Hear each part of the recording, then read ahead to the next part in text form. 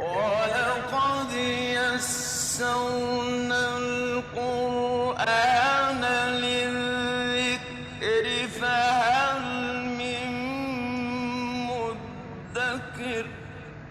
Certainly, we have made the Quran simple for the sake of admonishment. So is there anyone who will be admonished?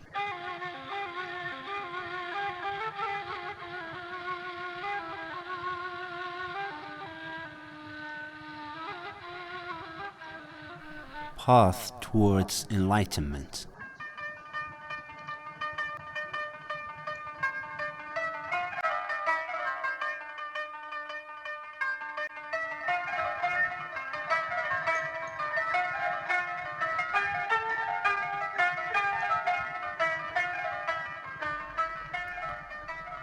In the name of God, the All-Merciful, the All-Compassionate.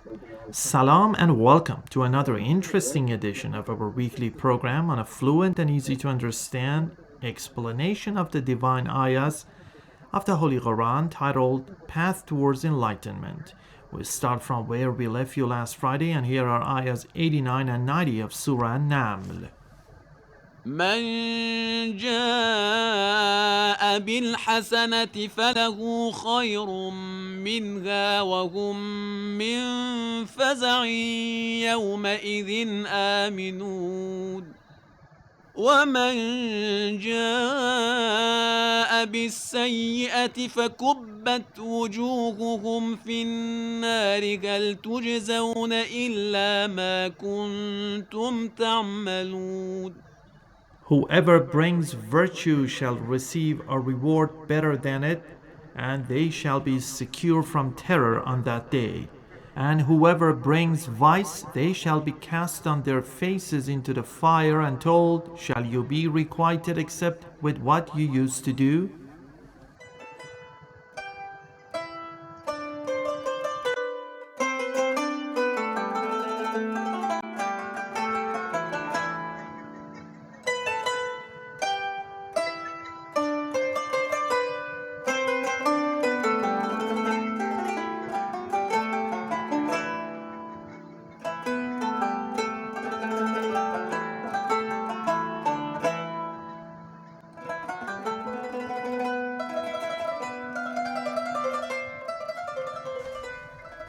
If you remember last week, we spoke of the blowing of the trumpet of doom by the angel Israfil, which would signal the end of life, followed by the second sounding of this deafening trumpet, which would usher in the resurrection day, and all mankind, even those whose bones have become dust, would be raised back to life for the final judgment.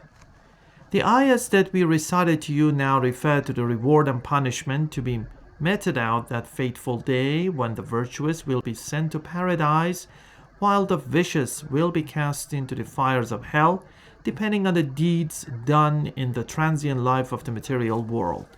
As is clear from the wordings of these ayahs, the virtuous believers who while alive had repented of whatever faults they had committed will be safe and secure from the terrible developments of the day of resurrection, when mankind will be in a terrified state and exposed to the terror of their own foul deeds, for God had granted them ample respite to discern truth from falsehood through proper use of the power of intellect that He had given them.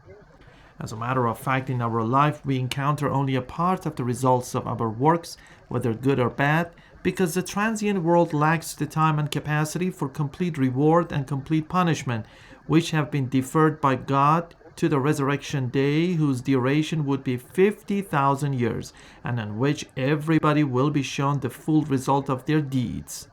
God is just, and whatever treatment the all-compassionate metes out to His disobedient creatures is based on justice and mercy, which means hell is the consequence of the magnitude of one's sins, ranging from polytheism to atheism.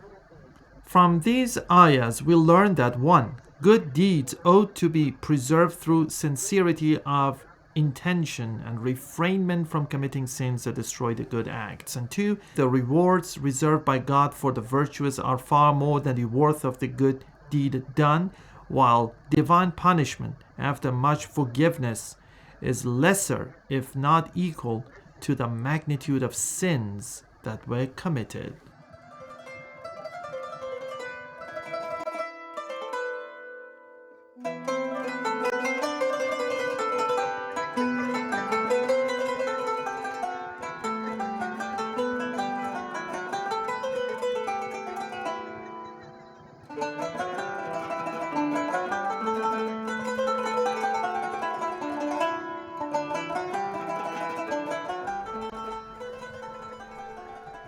Now we'll listen to ayahs 91 and 92 of Surah Naml.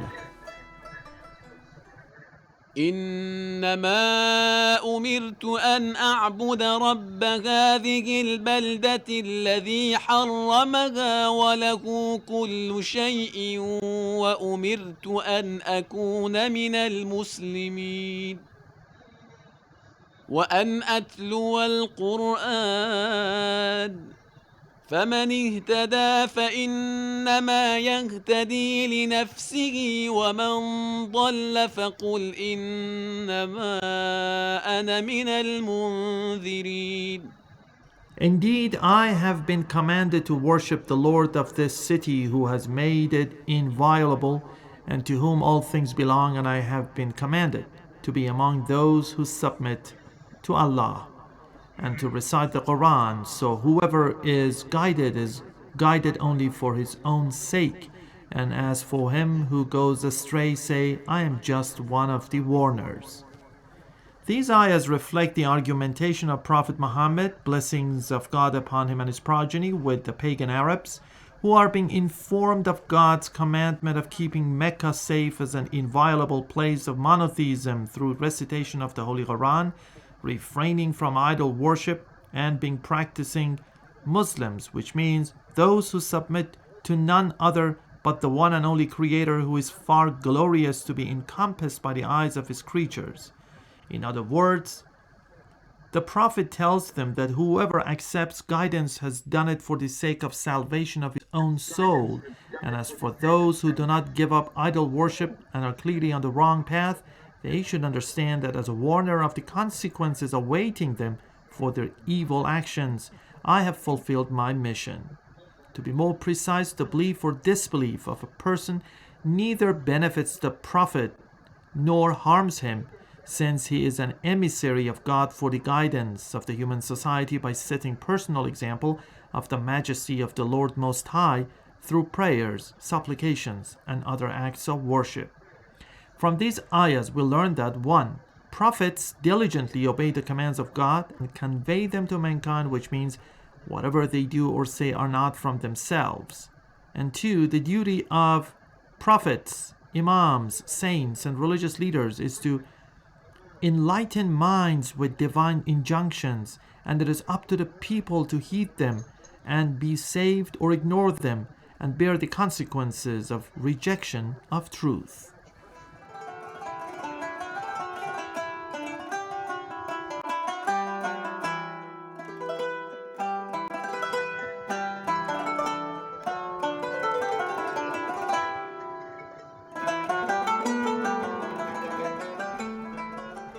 Now we listen to ayah 93 of Surah Naml.